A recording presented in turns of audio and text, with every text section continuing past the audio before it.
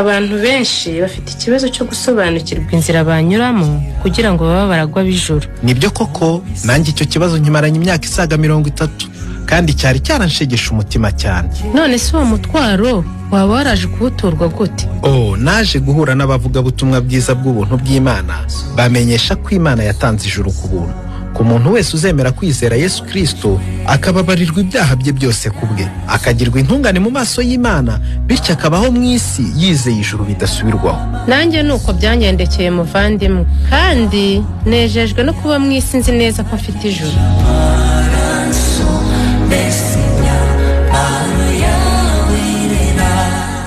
Ese nawe waba wifuza kumenya uko wajya mu ijuru ku bwa Yesu? Kurikira ikiganiro ijuru ntirikorerwa kinyura kuri Country FM 105.7 buri wa kane guhera saa 2 kugeza saa 3 z'umugoroba.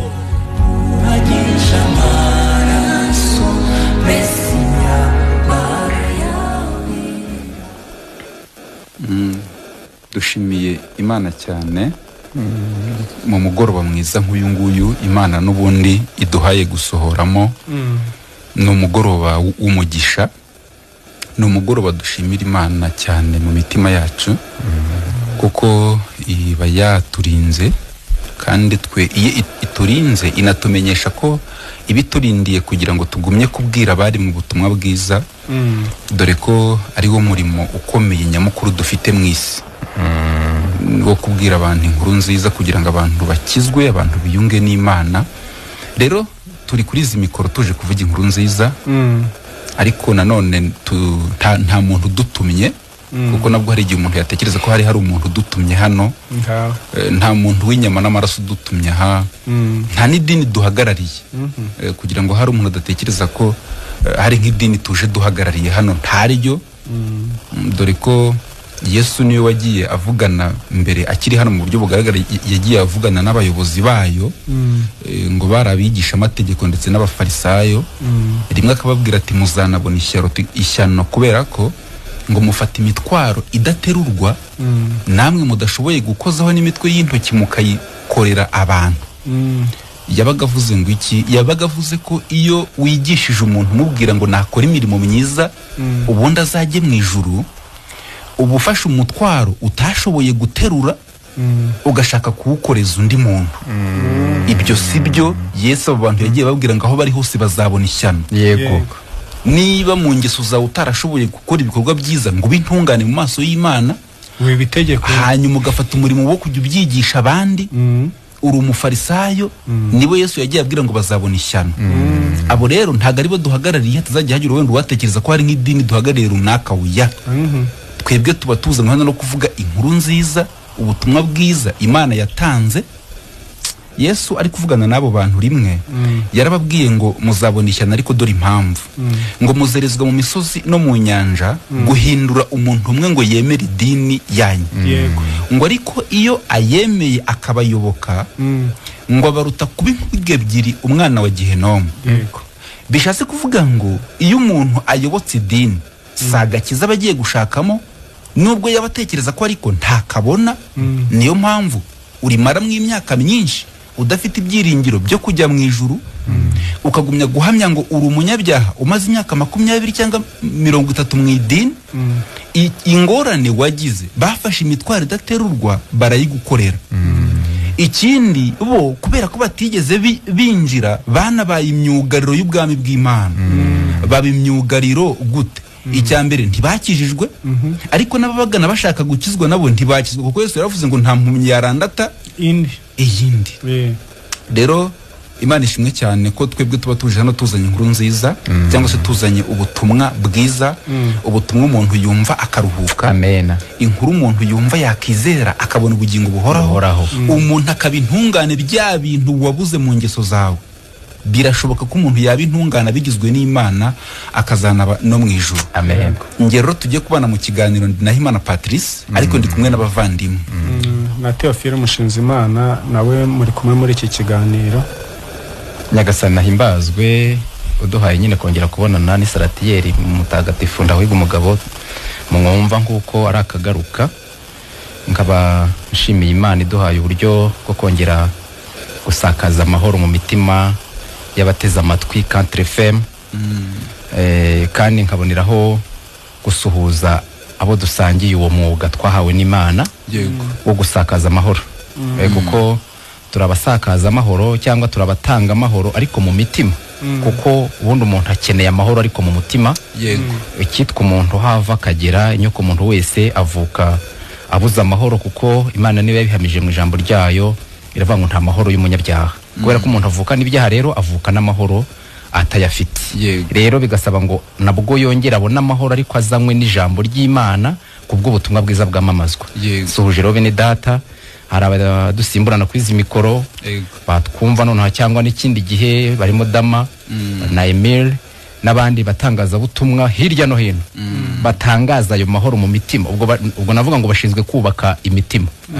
ndabashuhuje kugira ngo bakomeze nyine bamamaza ayo mahoro bagira umwete kuko iminsi uko ishira niko abantu bapfa kandi bagapfa batamenye umukiza tubereye hano kugira ngo tubamenyesha ayo mahoro wowe washyizeho urushinge ntukureho kugira ngo nawe uyu mugoroba uze kubera umugoroba w'umugisha ubona amahoro ava mu ijuru ni Yesu wayamanuye ariko adushinga uwo murimo ngo twunga abantu n'Imana bagabana amahoro babuze ahashya icyaha kuko niwe wagitsinze burundu n'abandi rero inshuti zacu basanzwe batwumva ndabizi bashyizeho urushinge abakunzi b'ikiganiro ijuru ntirikorerwa nabo turabashuje aho bari hose haba hafi mu gihugu imbere n'abari hanze yacyo turabizi muradukurikira namwe turabashuhuje mu izina rya Yesu ngani mukurikira ikiganiro rero ntimukure urushinge turabana kandi tubazaniye uruhisho ni byiza biraryoshye ndavuga ngo kuko tuba dusangiye ikiganiro n'abatwumva bose tubona ari byiza ko n'ubundi twabahereza umurongo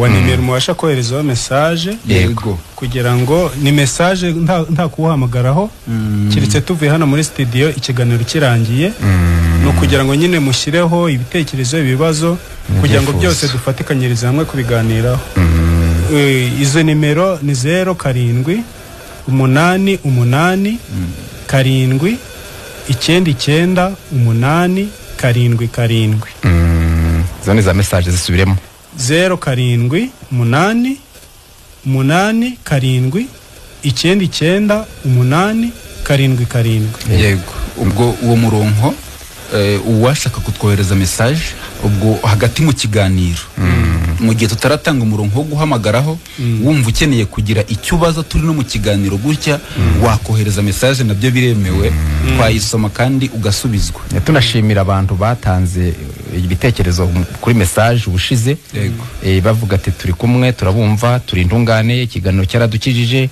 hari ibyo tubashimiye Imana mukomerezeho karego rwose rero nubundi dushimiye nyine Imana cyane dukomeje kwishima kuko ariyo ibishimye ko tuza kuganira namwe mwese mutwumva dore ko nyine tuba twanabashimiye cyane ko mwasize urushinge kuri iyi radio kugira ngo mugumye kumva ikiganiro cyiza kibohora imitima nanone rero nanone insanganyamatsiko tuba dufite kandi nziza yatera umuntu kumva ikiganiro tuba tugiye kuvugana namwe cyangwa se tugiye kubabwira uburyo ki umuntu yaba intungane mu maso y'Imana amen ibintu isi itagira ibintu idini ritagira ibintu byabuze mu isi ibintu bitaba muri kamere muntu ibintu umuntu ashakira mu ngeso ze ntabibone mu bwenge ntibibamo ntibyigwa ntaho wakigira kuba intungane ntago bishoboka rero nanone impamvu nanone umuntu ataba intungane ni ku mpamvu z'icyaha umuntu avukana uwitwa umuntu wese avukana icyaha cyitwa icy'inkomoko dukomora ku mukurambere wacu ari wa Adamu na Eva icyaha bakoze rero kitubarwaho kuko bari nka pipiniyeri dukomokamo twese ku buryo iyo umuntu avutse avukana icyaha cyitwa icy'inkomoko icyo cyaha kikamugiraho ubushobozi bukomeye ku rugero rw'uko akora ibyaha no mu gihe atabishaka ibyo bintu rero nta buryo byakuvaho hari abantu bagiye bavuga ngo nyine ngo isuka yamba kamere ngihora ku rutugu ariko urutugu rwacika bababeshya kamere ndi naha ntago kamere ihambwa kuko ubundi kamere ni wowe nyine rero iyo kamere y'icyaha umuntu yavukanye aba yifite imutera gukora ibyaha bishaka atanabishaka rero nibyo twari twanahereyeho tuvuga umuntu kwigisha akubwira ko hari uburyo wakosora kamere yawe ikaba intungane ntibibaho ni nayo mpamvu igihe cyose umaze ubigerageza bitemeye ugerageza gushaka kuba intungane muri kamere ntibyemere ugakora ibikorwa byiza ukanavunika ariko kuba intungane ntibyemere rero tugiye gusoma bavandimwe ibyanditswe hano mu Baroma ibice 4 turasoma duhereye ku murongo wa 5 turangize n'uwa 8 yego na Baroma ibice 4 rwandiko Paulo yandikiye Baroma igice cya 4 turasoma duhereye ku murongo wa 5 turangize n'8 mirongo 4 gusa kampere muri Bibiliya yera yego umurongo wa 5 aravuga ngo ariko rero udakora yego ahubwo akizera utsindishiriza abanyabyaha kwizera kwe kumuhwanirizwa no gukiranuka amen nk'uko Dawidi nawe yeruye amahirwe y'umuntu uw'Imana ibaraho gukiranuka atabiheshejwe n'imirimo ati hahirwa abababarirwa ibicumuro byabo kandi ibyaha byabo bigatwikirwa yego hahirwa umuntu w'iteka atazabaraho icyaha amen hano muri Bibiliya ijambo ry'Imana haravuga ngo naho udashingira ku byo akora ahubwo akizera Imana igira abanyabyaha intungane uwo nguwo kwizera kwe kuzatuma abarwa nk'intungane amen ngo niko Dawidi avuga ibyerekeye amahirwe y'umuntu Imana ibara nk'intungane bidashingiye ku byo akora yagize ati hahirwa abantu Imana yababariye ibicumuro byabo ikabahanaguraho ibyaha byabo ku 8 hahirwa umuntu nyagasana atabaraho icyaha kadusime hano muri Bibiliya ntagatifu yego Abaroma ibice 5 guhera ku bice 4 guhera ku murongo wa 5 haravuga ngo naho utagize icyo akora ariko akemera umunyabyaha kuba intungane uko kwemera kwe kuzamuha ubutungane nk'uko Dawidi avuga amahirwe y'umuntu Imana iha kuba intungane kandi nta bikorwa ati hahirwa abababariwe ibicumuro maze ibyaha byabo bikarenzwaho yego hahirwa umuntu nyagasani adashinja icyaha amen Imana ishimwe cyane wenda abadukurikiye nta rubanza ntarwo abadukurikiye tujyane neza kuko twari twavuze ko wakumva uburyo ki noneho waba intungane imbere y'Imana iri n'ijambo ry'Imana dusomye ni Imana yahamije ibi ivuga uburyo ki umuntu yaba intungane mu maso yayo bikemera ntacyo umuntu akoze rero abantu kubera ubuzima bagiye babamo cyangwa se kubera intekerezo za muntu cyangwa se kubera idini umuntu abarimo ariko bavandimwe hari ikintu abantu bajya bavuga cyiza nacyo umuntu akavuga ngo nta dini rizajyana umuntu mu ijuru njya numva nacyo nakigarukaho gutya bavuze ni ukuri burya ubuvuze nta dini rihari rizajyana umuntu mu ijuru njya mvuga nti bajye bongeraho ko rizajyana umuntu mu muriro kuko inzira ari ebyiri kuko ritajyana mu ijuru yego bahita bongera banamenye ko rijyana mu muriro yego kandi ubwo kuba ritajyana mu ijuru ubwo bivuze ko nubwo ribamo hari ikindi kizakujyanayo kitari ryo kuko ubwo urumva ryo ntabwo rijyana mu ijuru icyo nari mbivugiye rero ryo ryigisha abantu kugira ibikorwa byiza ngo bazajye mu ijuru nyamara si byo nyine ku mpamvu z'icyaha twavukanye ntabwo umuntu yagira ibikorwa akora byamugira intungane mu maso y'Imana ntibibaho ntibinashoboka ibyo wakora byose umuririmbyi avuga ngo naho warira ukicuza ukanababara naho watanga ibyo ufite byose yego rwose ndetse nawe ubwawe ukitanga ngo upfe yego ubwo utanze ibyo ugira nawe ukitanga ntibyariha ibicumuro byawe niyo mpamvu ibyo ujya ukora byose ujya ubona utaba intungane nyamara mu ijuru hazajyayo umuntu w'intungane ubundi rwose kandi ikintu kibabaje ugasanga bene uwo muntu arashaka kujya mu ijuru ntiwumva ko ukeneye kumenya ubundi buryo se yego niba imyaka umaze usenga utarigera uba intungane yego bisobanura ko ukeneye kumenya uko umuntu aba intungane ubwo kandi ukamenya ko ibyo umaze igihe ukora bitakugizeyo nyine ubwo iyo nzira ntabwo ariyo aha dusomye rero titire yaho iravuga ngo Aburahamu w'intungane dusomye uburyo ki Imana yagize Aburahamu intungane ariko abantu bajya bavuga ngo Aburahamu ngo ni sogokuruza ngo wacu ariko ni sogokuru wawe gute Aburahamu ni intungane Aburahamu yabaye intungane ubu ukwiye kubanza kumenya ni gute Aburahamu yabaye intungane nawe ufite isano nawe ufite ubutungane nk'ubwo yari afite kugira mugirane isano niba mufitanye isano birasaba ngo umenye uko yabaye intungane nawe aba ariyo nzira ucamo nibyo umenye utuyu nguyu ni umukurambere wanjye inzira anyuzemo nanjye niyo nyuramo kujya nanjye m'intungane Imana rero imaze kugira Aburahamu intungane bishingiye ku kuyizera. Dore uko bavuze aho twahereye dusoma. Bavuze ngo naho udashingira ku byo akora. Kubera igihe abantu baba bamaze bakora, hari igihe tubisoma umuntu akagira ngo hari ntibiba no muri Bibiliya ye. Bibamo ko umuntu udakora ari uba intungane. Umurongo wa 5 bawusome bumve. Udakora. Bibiliya yari yavuze ngo udakora. Ariko rero udakora ahubwo akizera. Hano havuze ngo naho utagize icyo akora. Kuko hari igihe umuntu agira ngo ni byinshi byo gukora, ahubwo utagize na kimwe akora. Nta na kimwe. Ukizera utsindishiriza abanyabyaha. Kwizera kwe kumuhwanirizwa no kukiranuka. Amen. Urumva aho bari bavuze ngo naho udashingira ku byo akora. Ikinyarwanda niko cyavuze. Imana ishimwe. Ubwo umuntu ushingira ku bintu akora ntazigera bintungane. Yego. Ntazanajya no mu ijuru. Kuko baravuze ngo udashingira ku byo akora, bagiye kuvuga none uko umuntu yaba intungane. Ngo ahubwo akizera Imana igira abanyabyaha intungane. Kumbe Imana niyo ishobora gufata umunyabyaha ikamugira intungane yonyine. Ako gace kawurangiza. Yego. None bavuze ngo ahubwo akizera Imana igira abanyabyaha intungane. Ako gace rero uko kwemera kwe kuzamuha ubutungane. Yego rwose. Ahangaha bavuze ngo uwo nguwo kwizera kwe kuzatuma barwa nk'intungane. Imana ishimwe. Erega turi gusobanura uko umuntu aba intungane.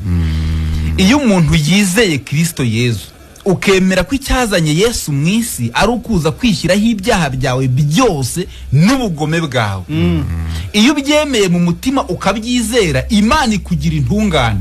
Nk'uko yagize Yesu umunyabyaha ataregeza akora na kimwe. Niyo mpamvu ari kuvuga ko nyine kuba intungane bidashingira ku gukora, ahubwo bishingira ku kwizera. Ukizera wakoze. Wizera Kristo Yesu wakoze. Iyo umaze kumwizera rero ukaba intungane. Dawidi abyisa amahirwe. Ni amahirwe. Ngo aya mahirwe hari aruta andi yose. Amen. Yavuze ngo hahirwa umuntu wababariwe ibicumuro bye. Ngo ibyaha bye bigatwikirwa. Ngo hahirwa umuntu witeka atabaraho icyaha. Bavandimwe, abantu bajya bibaza ni gute umuntu yaba mu isi Imana itamubaraho icyaha kandi ajya bikora. Hano haravuze ngo hahirwa umuntu Imana itabaraho icyaha. Uwo muntu Imana itabaraho icyaha ni gute Imana itakubaraho icyaha? Arega impamvu Imana yafashe ibyaha byawe byose ibibara kuri Yesu, iranabimuhanira. Kubera ko Yesu abyemeye gusa. Iyo nawe wizeye Kristo, Imana igukuraho urubanza rw'ibyaha. Yajya kureba mu isi warizeye Yesu ntikuboneho icyaha, ikakubanaho gutungana kwa Kristo. Turi gusobanura ko uko umuntu agirwa intungane n'Imana bisaba kwizera Kristo Yesu. Ukemera ko ibyo Kristo Yesu yakoze byose yabikoze ari wowe agirira, ashaka kugira ngo numwizera Imana ikugira intungane ntacyo ukoze, ahubwo wizeye gusa. Nurajya ugumya gushingira ku byo ukora, uzapfa utabaye intungane kandi urimbuka. Niba ushaka kujya mu ijuru rero, izere Kristo Yesu, wemere ko ibyo yakoze byose yabikoze mu mwanya wawe, ari wowe ari kubikorera. Iki Imana igusaba ni ukubyemera ukabyizera, ubundi ukagirwa intungane mu maso y'Imana. Imana ishimwe. Niyo mpamvu muvandimwe hariya hagaragaza yuko ngo nimba abantu bemera ibyo abandi bababwira, iby'Imana yahamije birabiruta. Yego. Birashoboka cyane kuko iki igikorwa Imana yakoze ni ibyaha by'umuntu yafashe ibibara kuri Yesu. Yego. Ubwo ntiyari kubibara kuri Yesu ngo nanjye bikiri kubimbara. Yego. Niyo mpamvu ibishaka ngo wizere Yesu wabazweho ibyo. Kuko Imana yabashije, yagize ububasha bwo gufata ibyawe ikabibara kuri Yesu, ikanamuhana igihano cyabyo. Ubwo yo yari izi neza ikikoze. Yego rwose. Na nifite ububasha bwo kuba wemeye ibyo ngibyo yabaze kuri Yesu ko yabihaniwe. Na nifite ububasha bwo kugwereza ubutungane bwa Yesu, nawe bukaba ubwawe nguko ibyaha byawe byabaye ibya Yesu. Ibyo rero Imana yavuze ngo iyo ubyemeye ubuhamije ko Imana ivuga ukuri. None bikavuga ngo reka kwemera ibyo abantu bahamya, ahubwo wemera ibyo ngibyo Imana yakoze, nubyemera ubonye ubugingo buhoraho. Amen.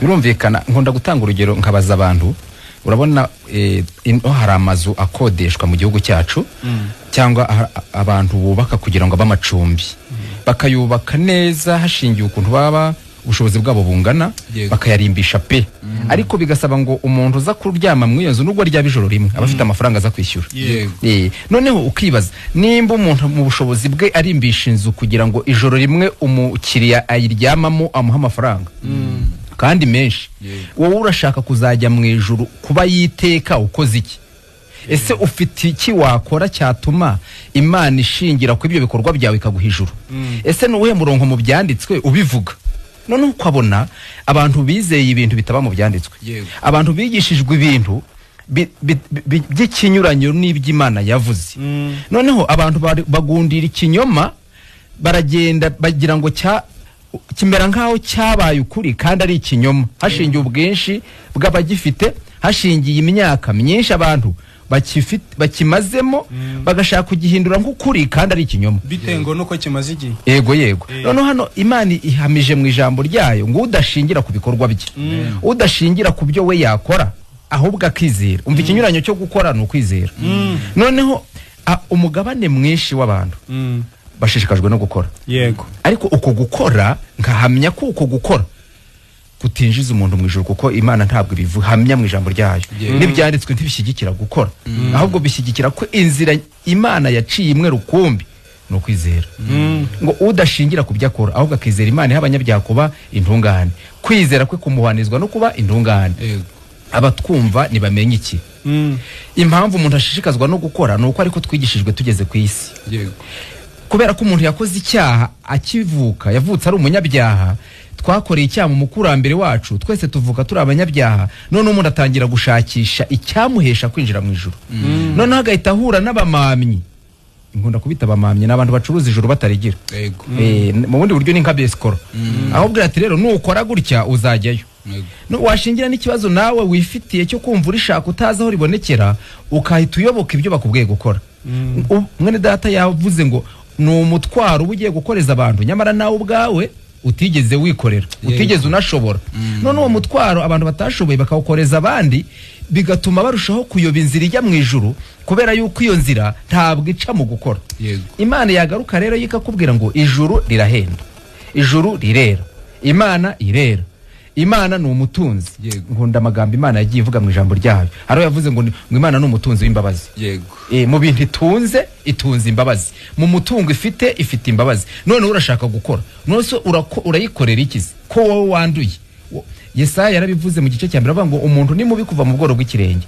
kugeza mu gitwaro ntahazima ubwo si uwo muntu mubi ku Mana yakorera Imana iki noneho ijambo ry'Imana ryatanze umucyo rivuga ko udakora ahubwo bantu mutwumva mumanika amaboko rega Imana ni nyacyubahiro ibyo biganza byanyu biranduye rwose ibyo biganza biranduye amaguru yawe aranduye umwanditsi umwe yaravuze ngo birenge byabo byihutira kuvusha amaraso mu intekerezo zaranduye mu magambo twaranduye mu mivugire twaranduye mu mirebere twaranduye mu biganza twaranduye ni iki wakorera Imana se yera Imana irera ikindi abantu ntibamenye ko Imana ariyo ishaka guha abantu ubwami Imana mu rukundo rwayo iri kuvuga ngo yohereje Yesu Kristo yatanze Kristo kugira ngo umuntu wese ibyo yasabwaga gukora bikorwa na Yesu Kristo Yesu niwe wakoze ibyo twebwe twananiwe Yesu niwe washohoje amategeko yose ntiyicamo na rimwe Yesu niwe wabaye mu mubiri aba no mu isi arwana na Satani agaragara nk'udakoze icyaha mu bundi buryo ubwo Imana yatanze ikizami cyo gukora twese kiradutsinda guhera kuri Adamu yaramubwiye ati nturyeho wahita aryaho kiriya giti ntukiryeho wabakiriyeho ubwo ikizami cyo gukora cyo yagize ute kiramutsinze mwene muntu aho ava akagera wese yaratsinzwe n'ikizami cyo gukora Yesu aba ari buze araza akora ibyo mwene muntu yananiwe amena amaraso ye akiranuka imbere y'amategeko akiranuka imbere ya Satani ntiyemera koshywa na Satani ntiyemera gukora icyaha gutungana kwe rero Imana ishimwe niko dusomyana ku murongo wa 5 ngo ahubwo udashingira ku byo akora ari nayo mpamvu wese avuga ngo umuntu wemera ibyabaye umunyamahirwe umuntu wemera kwakira adakoze gutungana Yesu atanga uwo muntu ahita ahinduka umunyamahirwe kuko ngo Imana imugihindura intungane Imana imuhereza ijuru Imana imuhereza gakondo yo mu ijuru Imana imugira umutagatifu je turuvuga ngo turabatagatifu ntabwo ari byo twiswe n'ababyeyi batujyara mu mubiri twabyiswe na data wo mu ijuru tumaze kwemera ubutumwa bwiza. Umuntu aba intungane, umuntu akaba umwere, umuntu akaba umutagatifu. Dukuremo iki yuko abantu bibwira ko bazapfana ibyaha bakagira ahandi hantu baza kujya gukogerezwa ibyo byaha, bagahinduka batagatifu. Bagahinduka batagatifu bapfuye hoye. Umuntu aba umutagatifu akiri mu mubiri, umuntu aba intungane acyambaye umubiri, agifite kumva kuturi kumva, akiri kuri iyi si. Noneho yamara kwemerwa. Twasomye niho havuze ngo hahirwa umuntu Imana idashinja icyaha rwose, ngo nta rubanzi mushyiraho. N'umuntu ntibivuga umuntu wapfuye, n'umuntu uriho utari gushinjwa icyaha. Amen. Hahirwa umuntu Imana itabaraho icyaha, ntimubaraho n'igicumuro. Ariko se kutakikubaraho nuko ntacyo wari ufite, ahubwo nuko icyaha cyawe hari uwo yakibazeho bituma witabe kikiri kukikubaraho. Yego, uwo rero ni umunyamahirwe iyo atari kukibarwaho, ariko impamvu utakibarwaho ni uko uba wemeye uwakibazweho, kandi iyo utabimenye kikugumaho. Yego, kuko urumva Imana umuntu itakibaraho ni umuntu wasobanukiwe ko yakibaze kuri Kristo kanakimuhanira. Nuwizeye. Ubwo ni nacyo Imana ishaka ko umenya, kugira ngo nawe Imana itangire none ikureba ntagire ikikubonaho. Ubwo ibyo bintu urabiheshwa no kwizera. Imana ishimwe. Nahibutse undi murongo uba muri Tito, ibice 3, reka ngusome nihuta wenda nge nahageze ku murongo wa 5 mu bice 3 bya Tito. Haravuga ngo iradukiza itabitewe n'imirimo yo gukiranuka twakoze, ahubwo kubw'imbabazi zayo idukirisha kuhagirwa niko kubabarirwa, niko kubyarwa bwa kabiri, ikadukirisha no kuhagirwa no kugirwa bashya n'umwuka wera. Urumva, idukiza itabitewe n'imirimo, idukiza itabitewe no gusenga. Ntabwo ibiterwa n'ubutayu, ntibiterwa n'amaturo watanze, ntibiterwa n'ukuntu wigengesereye, ntibiterwa n'akazi ushinzwe mu idini, ntibiterwa n'ibyo wagiriye abakene, ahubwo idukiza kubw'imbabazi zayo. Kadusome na hano duhereye ku wa 4. Yego, haravuga ngo ariko igihe kigeze Imana umukiza wacu igaragaza ubuntu igirira abantu n'urukundo ibakunda. Amen. Tito 3:4. Niko kudukiza itabitewe nuko twakoze ibiyitunganiye, ahubwo bitewe n'imbabazi zayo. Amen. Yadukirishije kutwuhagira, iduha kuvuka bwa kabiri no guhindurwa bashya mu mwuka muziranenge. Yego rwose. Imana ishimwe. Urumva, ntabwo ibikorwa by'umuntu bizamo, nta gusenga k'umuntu kuzamo, ahubwo idukiza ku buntu bwayo, idukirishije imbabazi yagize. Ariko ngo ni igihe cyari kigeze. Yego rwose. Umuntu wa 4 nawe ndamushimiye Imana. Kugira neza ngo kubonetse kwayo. Ubwo hari igihe kugira neza ko Imana twabayeho tutazi aho kuri. Hari n'umuntu wabuduteze amatwi atazi uko kugira neza. Ubwo tuje kukumwereka. Hari ukugira neza kwabonetse kugira ngo umuntu abe intungane. Wowe wajya gubeshywa ko uzajyana ibyaha ngo bigakira muri purgatori. Ntayibaho. Ariko abantu banumve neza ko nta murongo mu ijambo ry'Imana uvuga icyo kintu.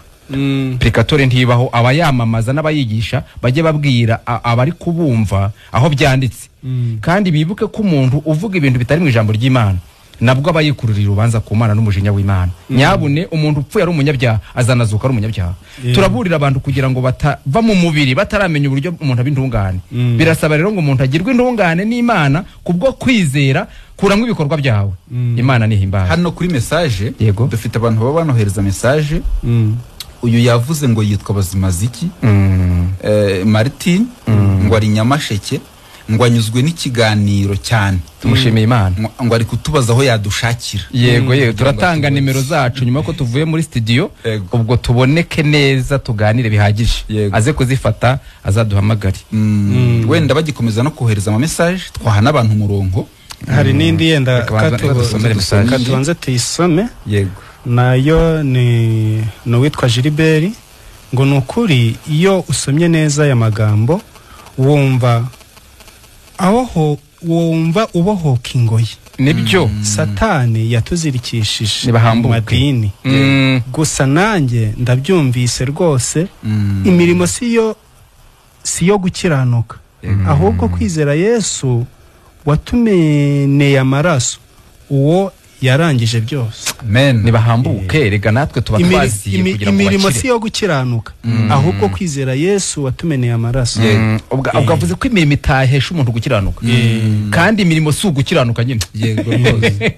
kandi Yesaya yavuze ngo Yesu gukiranuka kwacu cyangwa ngo Uwiteka gukiranuka kwacu. Imana yohereje Yesu kugira ngo tubone gukiranuka twari dukeneye. Naho imirimo yacu yari yagawe. Hari indi message iravuga ngo muraho bavuga butumwa bwiza, ibyo muvuga ni ukuri kuko Yesu ari we ugira abantu intungane. Jeanne Paul Inyakarenzo. Yego rwose. Mwatanga umurongo wa telefone. Tubaho umurongo wa telefone wenda message zo ziranakomeza bakomeza bazohereza nazo tuzajya tuzisoma n'uwaza kugira ikibazo yakitubariza no kuri message ntacyo bitwaye. Ariko reka dutange n'umurongo wa telefone abaduhamagara nawe hamagare. MTN ni 0782 44 21 25 0782 44 21 25. Airtel ikorana na Tigo 0783 83 5 0783 83 5 mwaduhamagara nibizere bigire mu banyamahirwe. Hello. Mwiriwe neza. Tashimye. Ahimbazwe iteka. Mama Patrice. Tugushimiye Imana muvandimwe amakuru. Makuru ni meza. Namwe yanyu ni meza. Natwe turishimye. Rero nambere ndabashimiye Imana ibaho umugisha. Nukuri. Hanyuma Baga nta kibazo. None se uracyari Uganda cyangwa uri mu Rwanda? Ndi Uganda Rwanda kwa kabiri. Nguzaza kwa kangahe? Kwa kabiri. Ubwo nuza nyine uzana tureba tunavugana. Ngakomeza tubwire. Nzabareba nta kibazo ndaza gufata nimero yanyu nzabahamagara. Yego rwose. Niki wumvise mu kiganiro? Kiganiro wagikurikiye? Amahezera ari kugenda acikagurika ukuntu. Umunsi wose nabashije kubumva neza. Ariko muri duke numvishije nanone hari ikintu binyunguye. Yego rwose. Ntabwo nubwo numvisha ari duke ariko ntabwo biciye mu gutwi ngo bisohokere mu kundi. Ahubwo hari ikintu binyunguye. Hari na message umuntu yahereje umvishije mfashije. Yahereje message ivuga ngo imirimo ngo ntabwo ari izatuma dukiranuka ahubwo kwizera Yesu Kristo ko yatumeneye amaraso. Ibyo byonyine bizatugeza mu ijuru. Yego. Nizikari kutwumva no kuri Imana imuha umugisha. Yego. Ibyo hundi kwizera Yesu Kristo nicyo cyonyine gishobora kukugira umutagatifu. Bashize narababwiye ngo ni ukuri ndamutse mpfuye nanone najya mu ijuru. Yego. Kubwo gukiranuka kubera ko niziye amaraso ya Yesu Kristo byonyine bijya bimesha ubutwari bwo kuzabona ijuru. Ubona nawe nakora indi mirimo isanzwe ariko nyuma yaho ndavuga ati nubwo ntayikora ariko ntabwo ari izatuma ngera mu ijuru. Ahubwo kwa kwizera y'amaraso ya Yesu Kristo yamenye. Byonyine nge biramadije kandi bimesha amahoro. Ko niyo nakora icyaha ndavuga ati nubwo nagikora gute ariko nzi Yesu Kristo yameneye amaraso.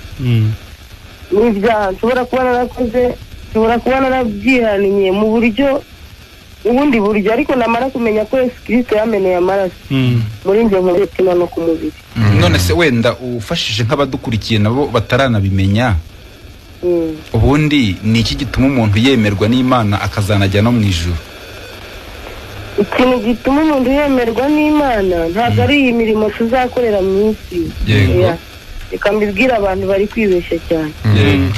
Ntabwo kujya mu gutanga icya 10 cyangwa se kujya gutura y'amaturo badutegeka gutura ntabwo ari byo. Ahubwo icya mbere ni ukumwizera wenyine biba bihagije. Bakiringira imirimo y'amaboko yabo cyangwa ibiganza byabo. Bizere ko ari byo byonyine bizabageza mu ijuru. Ahubwo nibizere ko Yesu yatumeneye amaraso. Imana yo yamwohereje mu isi kugira ngo adukize. Yego. Ya mirimo dukora ntabwo ariyo yatumeneye amaraso. Ahubwo Imana yaremeye itanga umwana wayo ize ikiza abanyabyaha ari twebwe. Urumva nakumva abantu bakizera. Urumva Yesu yaje ku bwacu kugira dukize ntabwo ya mirimo dukora. Yaba ariyo dukora Yesu ntabwo aba yaririwaza mu isi. Yego. twari kwizera ya mirimo ariko kubera ko Yesu yemeye kuza mu isi afite impamvu yaje kudukiza ibyaha. Ikindi mubyeyi urumva mbere wakoraga ariko nta mahoro wari ufite. Yego. Nayo mba numva wanabivuga ariko ugaruka ku buhamya bwawe. Kuri bavandimwe singiye kubabeshya. Kandi wakoraga. Nahoranaga umutwaro w'ibyaha, nahora nta mahoro mfite. Ariko aho mbakurikiye n'ibindi mugenda mutubwira genda amahoro ndasinzira. Ibyamusinzira Imana hari nicara bavuga atari kuvuga ko ubundi bumfenge najya mu ijuru babana. Kumva ni ikibazo.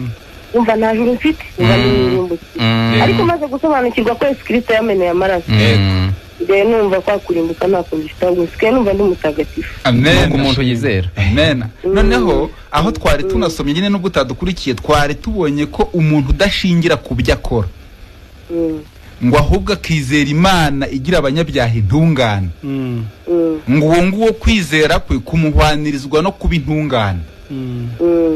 Ibyo rongo nibyo Dawudi yise amahirwe ngo y'umuntu Imana itabaraho icyaha. Kandi nkunganiye udafite n'ubundi kwizera nta kintu waba uriho. Ntacyo. Kuko njyewe nta kwizera nagiraga muri njye ntako pe. Numva ndi umuntu uzajya ikuzimu singiye kubabira. Naragendaga nkumva ndi mu mwobo nkumva ndi mu muriro utazima. Ubundi nyine niko babimeze. Namenye ko ibyo byose nibeshyaga. Imana ishimwe. Kandi nukuri Imana ijya ibamera umugisha mwinshi. Sawa rero tugushimiye Imana. Ubwo nuza uzaduhamagara uze gufata nimero zacu uzaduhamagare tunabonane nyine amaso ku maso. Ngabahamagara kuko nubwo mu bivuga gutya ari n'igihe nanjye ubwanjye nicaza nk'abantu tukagenda tubiganiraho. Jya ubabwira. Hari umumama n'uyu munsi twari kumwe nahoze mbibwiraho nabimubwiye kwa kane wasize. Uyu munsi yaje arambwira ati ni kuri wa mwana ubuzima wambwiye nangiye kubona ko ari ibyo. Kandi nabonaga ndi mwirimbikira ariko kubera ko maze ko Yesu Kristo yameneye amaraso ndikumva ntangiye gukizwa nshobora nanjye kuzajya mu ijuru. Yego. Duhita rero ndamubwira nti ntacyo nzafungura cyane yabo tubumve neza babigusobanurire. Yego. Tugushimiye Imana nyine ukomeza nayo udufashe kwamamaza kugira ngo nawe ukuwabohotse ubohore n'abandi nyine. Narabohotse rwose kandi Imana izibaho umugisha mwinshi cyane. Turawusangiye nawe bw'Imana yagukijije tusangiye akazi. Ese ubu ntiyatanga inimero ya telefone? Tanga inimero yawe ya telefone ukoresha tuzaguhamagare nogera mu Rwanda. Nimero yanjye ni 078. Yego. 6 Yego. 70. Yego. 38. Yego rwose. Niyo ngiyo. Iyo niyo muzahamagara ariko ntabwo ariyo ndi gukoresha nzayikoresha ningera mu Rwanda. Sawa urakoze cyane. Ndaza gufata yanjye nimagera rwose nzabahamagara. Sawa. Katwakira abandi. Nta message ziraza. Harimo umuntu. Hello? Message. Hello? Oui, urinda uherereye hehe? Ni Omega mperereye ku Kadake. Yego Omega. Zamuti barimo bacu. Ni byiza. Ibyawe bigeze he muvandimwe? Yanjye nyine mbega ndacyategereje nyine. Amaso nyine nyanze kuwiteka. Komeza uhanga amaso nyagasani. Ariko mumeze neza nta kibazo. Turashima Imana rumaze igihe tutakumva Omega. Nanjye ariko ko yenda ko nyine no kumva cyose ariko mbatega amatwi igihe cyose mbumva nta kibazo. Waretse imirimo se abantu bishingikirizaho ituma batizera Yesu? Urambajije? Imirimo warayihagaritse yayindi abantu bajya bishingikirizaho bikababuza kwizera? Ibisibye no kubona bihagaritse wenda kubona nabumva ahubwo nge na mbere hose kubera ko papa yarakijwe ariko na mama nyine mbega hashize igihe kinini ntayikora da iyo mirimo. Ngo umwanya wanjye ngo ndi kujya ngo mu rusengero ngo ndi muri korari ibintu nk'ibyo reka ngo imirimo ngo yo gutanga amafaranga ngo yo kubaka yo gukora umurimo w'Imana ngo nibyo baba batubwira ngo mu rusengero. Reka ibyo ntabwo naba nkibikora. Ntacyo ragumye usaba Imana igwishurira umwana wayo. Nanjye ntabwo njya nkwiye makuru y'ibisaba pe. nibyo rwose oya bizakemuka birumvikana. uwifuza ibyiza Imana ijya ibimuhaza omega birumvikana. sawa urakoze cyane naho murakoze mukomeze mugubwe neza abavandimwe. yego nizo message turakumva urinde uherereye he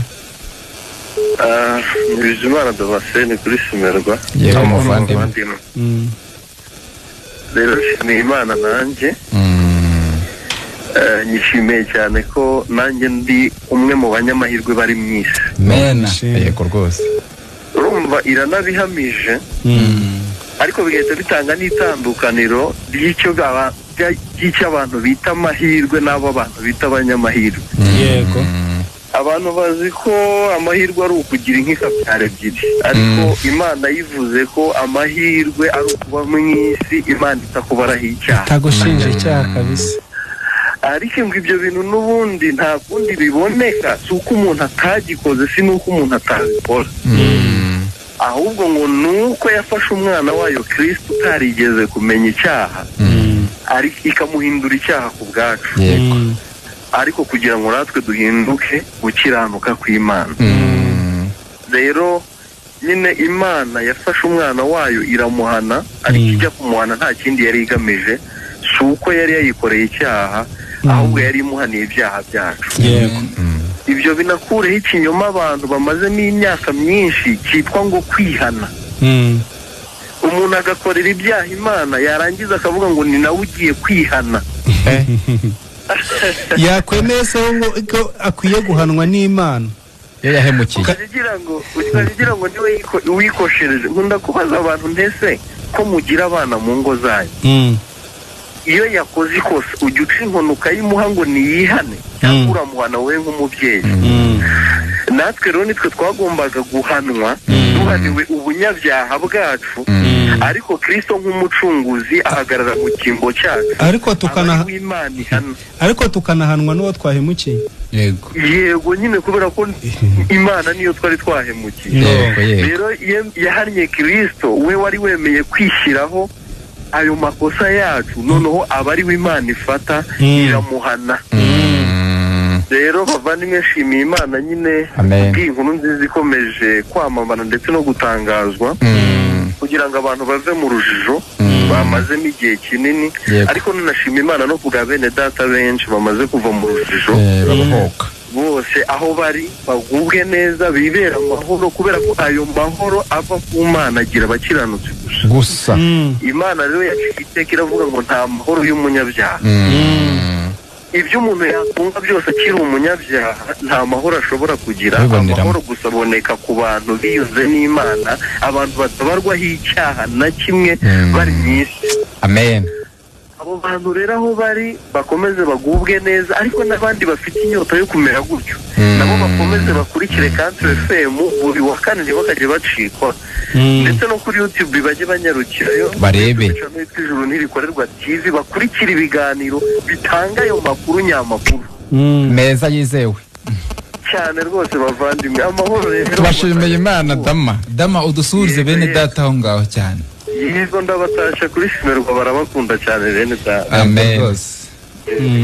data arakoze gutanga. hari ni message iriho ngo bakozi b'Imana ngo muri abakozi b'Imana ikiganiro cyanyu kiratwubaka ndababwiza ukuri hari abantu benshi mwahumuye amaso y'imitima yabo turabakunda ni Patrice ndi ku Kacyangugu. hari n'indi message tubanze tuyisome muraho katwakira uwo muntu wanjye. Yego maravugana na Patrice mu murenge wa Nkungu. Umudugudu ni Mataho. Umudugudu ni Mataho nk'ibisanzwe. Yego kwize. Noneho dushaka ko mwatubaziriza nkanjye ndi gushaka gukorera Imana kandi nkajya mu ijuru nta kibazo ariko nkibaza ukuntu nabigenza kugira ngo nshyike mu ijuru. hamwe mwambwira inzira nanyuramo kambwira ko nabigenza. Wakurikiye ikiganiro se kwize? ikiganiro hano muri mwumva suri njyewe ntabwo mbumva neza ariko muri make kure nacyumvishe kimwe mira kuwa kane w'icyashize yari ikiganiro cyiza kandi kure nacyumvaga numvaga ijuru rishaka wese gaharanira kurikorera. Urabanza wirinde babahanuzi twavuze kuwa kane ubushize, babahanuzi bwashize ubanza ubirinde kubera yuko nibo bagenda bahanura ko ijuru rikorerwa kandi bitari mu ijambo ry'Imana. None twabonye ko ngo udashingira ahubwo kubyo akora akizera Imana itsindishiriza abanyabyaha, kwizera agize gutuma Imana imugira intungane mu maso yayo. Inzira ijya mu ijuru ntabwo ari byo wakora, turagusaba ngo wishakira mu mirimo, ntujye mu mirimo kuko imirimo yawe ntabwo yabona inzira ijya mu ijuru, ntabwo byaguhingura mu ijuru. Hagarika ibyo ukora ahubwo ukorera Imana kuko ntijya inakorerwa. Ubundi yitwa ishobora byose, wayikorera iki se? Wayikorera iki yitwa ishobora byose? Ahubwo izere icyo Yesu yakoze. Yesu niwe wafashe ibyaha byawe byose abyishyiraho kugira ngo wowe agushyire imbere y'Imana uri intungane. Ibyaha byawe byagiye kuri Yesu, nicyo wizeza umutima. Noneho amaze gutwara ibyaha byawe afata ubutungane nawe yari afite arabuguha. Kugira ngo kwizera wavutse atari intungane ahabwe ubutungane Yesu yari afite. Noneho na Yesu nawe utarigeze akora icyaha ahabwe ibyaha bya kwizera. Nicyo cyatumye burya apfa nuko yaramaze kwemera kwakira ibyaha byawe. Nicyo wizera rero ko Imana yakugize intungane. Hano twasomye mu Baroma ibice 4 ku murongo wa 5 tugeza ku wa 8 havuze ngo ayo mahirwe rero yabemeye gutyo ngo Imana ibita ko nta cyaha bafite. Ngo hahirwa umuntu wababarira ibyaha bye ibicumuro bye bigatwikirwa. Hahirwa umuntu witeka atabaraho gukiranirwa. Rero ye wizeye uhita ujya mu abo banyamahirwe, Imana ikaguhereza ijuru bidashingiye ku mirimo yawe. Inzira ijya mu ijuru niyo ica mu kwizera, ntabwo ica mu bikorwa. Kandi wizera ibyo Yesu yakoze kugira ngo winjire mu bwami bw'Imana. Ye wizeye uhita uribona ijuru, ntabwo ari ugutegereza kuzarijyamo ahubwo uribona ukizera. Ye wizeye uhita uribona mu mutima haza amahoro. Imana ikaguha n'umwuka wera ukamenya ko urigabanya.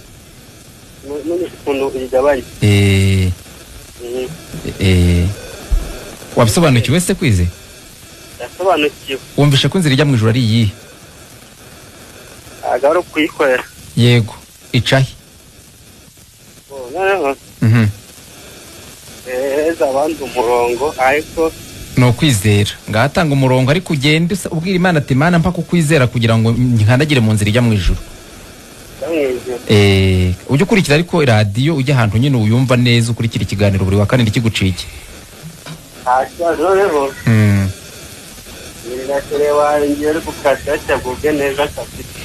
Sawa yakumvise. Profiteho no gusuhuza wose hano kuri message. Ndumva ari umuvandimwe yohereje Gilbert. Yego aravuze ngo ngira Imana niko yitwa ngira Imana. Twongere twibutse abantu ko nta kindi wakora ngo ubabarirwe ibyaha hatabonetse igitambo cy'amaraso. Yego kandi si ntama yorowe n'umuntu wavusha amaraso, ahubwo na amaraso ya Yesu yonyine yatumenewe, niyo yonyine yego yoza ibyaha, niyo yatumeneye yego kugira ngo tubabarirwe. Amen. Ni Gilbert kwiperu wenda nawe yatwumvise, Imana imumugisha, message ye yatambutse. Iyo nkunga turayimushimiye nawe ahaye abatwumva. Ariko bavandimwe, Imana ishimwe ku murongo wa 7 bari bavuze ngo hahirwa abantu Imana yababariye ibicumuro byabo. Ikintu nakunzemo cyane ngo ikabahanaguraho. Yego, guhanagura ngo ikabahanaguraho ibyaha byabo. Ubwo umuntu wizeye Yesu abahirwe bikomeye, Imana ihita imuhanaguraho ibyaha bye byose. Abantu baguma ariko bakanaduhamagara, umurongo uracyariho. Kuri ya message nepo yari yatanze hariyo twe twanje gusoma ngo muraho bavuga butumwa bwiza ngo ibyo muvuga no kuri ngo kuko Yesu ari ugira abantu intungane. None hari agace yongereho inyuma uyu ni nepo nyine w'inyakarenzo ngo impamvu kandi impamvu nyine agira intungane. Impamvu kandi nuko umutima wa Yesu, umutima we Satani adashobora kugabaho ibitero ngo awushobore. Yego rwose. Po nawe nzikuna twumva wenda wohereje message ni byiza, ariko na nimero twayitanze waduhamagara nabyo nta kibazo. Wenda katwakira umuntu kuri telefone. Allo? Allo? Allo? Hello. Turakumva. Neza. Mwiriwe. Asubana na Divine mu karere ka Gasabo. Divine igasabo. Divine igasabo. Turakumva neza. Sasa njye mfite ikibazo ku bijyanye n'izo nyigisho mutambutsa kuri radiyo no kuri YouTube n'ahandi hose mutambutsa tuba dukurikira. Yego. By'umwihariko tuba dufite ibibazo byinshi kuri zo bitandukanye. Ahandi na Divine ikibazo mfite mwasobanurira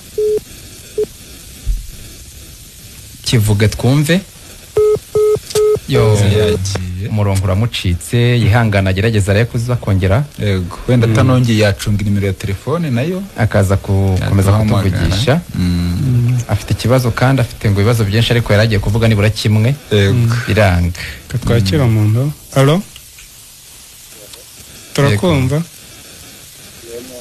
Mwiriwe neza. Ongera ijwi, muherereye he, muri bande? Yerereye mu murenge wa Nkungu. Nsaba Imana. Yego, nsaba Imana, ihutisha iminota yagiye. Mu bwati umuntu ntabwo akorera Imana. Yego. Kana umuntu uze kandi abanje kumenya akorera Imana, udakorera Imana gute? Niko wowe uzi? Ubizi ute se hari ijambo ry'Imana rigushyigikira mu ibyo bintu? Hari ijambo ry'Imana wasomye rigusaba kuyikorera? Numva ngo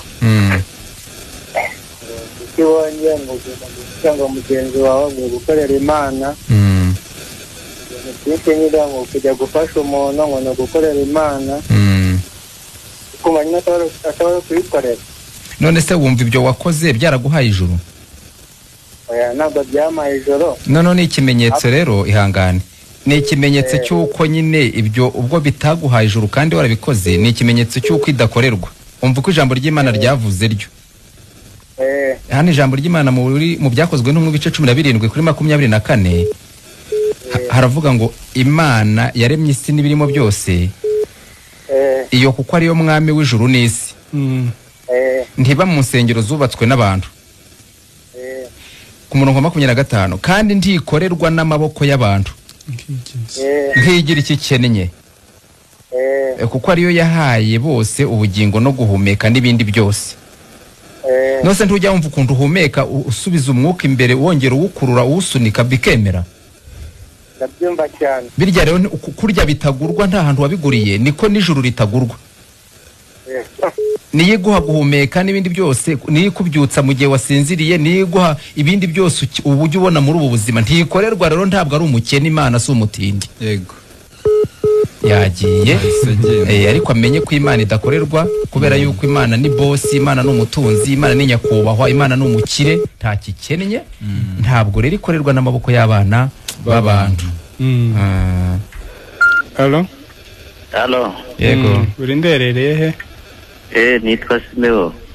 Nunyarutse iminota yarangiye. None byo muri kuvuga umuntu yabona ijuru gute akiri mwisi? Wakurikiye ikiganiro se? Oya. Niyo mpamvu twasobanuye uburyo umuntu abona ijuru. Mu Baroma twasomye 4:5 havuze ngo udakora ahubwo akizera utsindishiriza abanyabyaha, kwizera kwe kumuhwanirizwa no kumukiranutsa imbere y'Imana. Umuntu udashingira ku byajya akora, ahubwo akizera utsindishiriza abanyabyaha. Utsindishiriza abanyabyaha ni Yesu nyine. Uwo muntu utashingiye ku bikorwa bye ahubwo akizera Yesu, ahita agirwa umukiranutsi. Hepfo bavuze ngo ibyaha bye bigatwikirwa n'ibicumuro bye ntibizibukwe. Imana ntikiri cyongera kumushinja. Naho inzira ibonekera rero yo kujya mu ijuru nuko wowe udashingira ureka ibyo wakora ukabihagarika, ahubwo ukizera uw'Imana yatumye ari we Yesu Kristo, ko ari we wakwishyuriye imyenda yawe yose warubereye mu Imana. Kwizera ibyo biguhesha kwinjira mu ijuru. Ariko ujye ukurikira ikiganiro dutangirane nyine, si byose? Nibyo. Ntikizongera kugucika. Gahunda iriho. Na message ziraza. Tazindi. Urumva abantu ntabwo bazi neza nyine ko ari ukwizera. Bakomeje gutekereza ibyo bigishijwe kera ariko bitagira ibyanditswe. Ariko ntacyo hamwe no kugumya kumva ikiganiro barajya bagenda banabahoka. Ni nayo ntego y'ikiganiro no kugira ngo abantu babohoke. Urumva ndashima Imana uriya mu mama. Allo? Turakumva. Allo? Yego. Mwiriwe neza.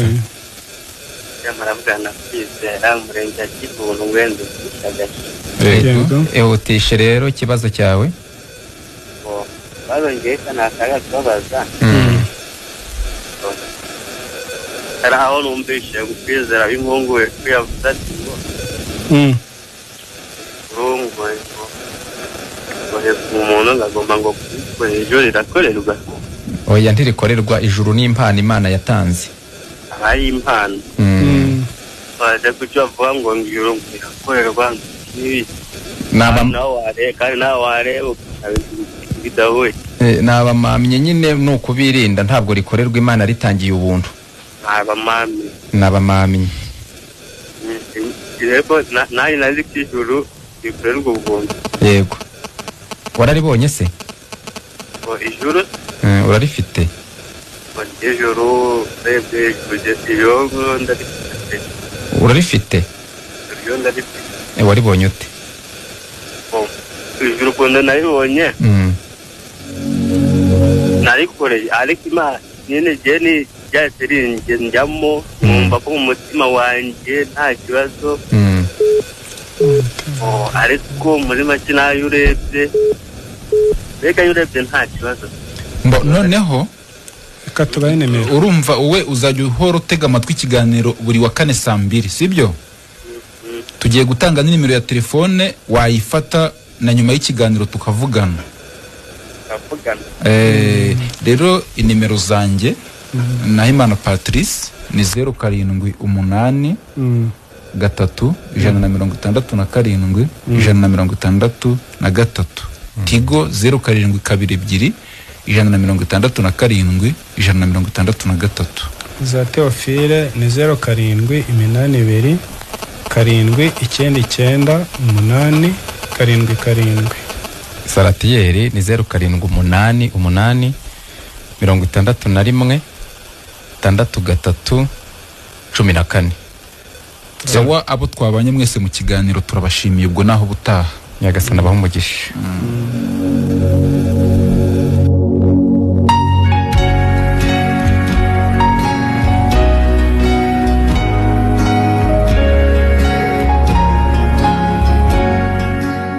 Abantu benshi bafite ikibazo cyo gusobanukirwa inzira banyuramo kugira ngo baba baragwa bijuru. Nibyo koko, nanjye icyo kibazo nkimaranye imyaka isaga 30 kandi cyari cyaranshegesha umutima cyane. None se uwo mutwaro waba waraje kubuturwa gute? Naje guhura n'abavugabutumwa bwiza bw'ubuntu bw'Imana bamenyesha ko Imana yatanze ijuru ku buntu. Ku muntu wese uzemera kwizera Yesu Kristo akababarirwa ibyaha bye byose kubwe, akagirwa intungane mu maso y'Imana, bityo akabaho mu isi yizeye ijuru bidasubirwaho. Nanjye nuko byangendekeye muvandimwe, kandi nejejwe no kuba mu isi nzi neza ko mfite ijuru.